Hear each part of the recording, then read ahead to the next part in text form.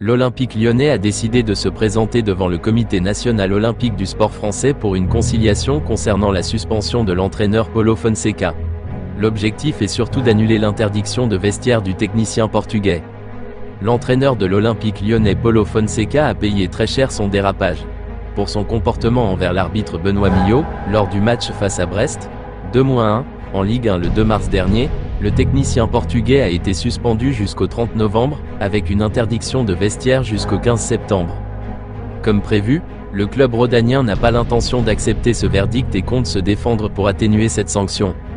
L'OL va finalement saisir le CNOSF en réflexion en attendant la notification de la commission de discipline de la Ligue de football professionnel. L'OL pensait initialement faire appel de cette suspension auprès de la Fédération française de football. Mais finalement, selon les informations du quotidien régional Le Progrès ce jeudi, les Gaunes, après des discussions avec leurs avocats, ont changé d'avis et vont se tourner vers le Comité national olympique du sport français pour une conciliation. Avec cette procédure, l'actuel 5e de L1 dispose d'un objectif prioritaire, annuler l'interdiction de vestiaire du Lusitanien. En effet, les décideurs lyonnais estiment que cette partie de la sanction empêche Fonseca d'exercer en partie son métier. Reste à savoir si les conclusions du CNOSF, que les instances peuvent retoquer, vont aller dans le sens de Lyon. Le tribunal administratif, ça serait long.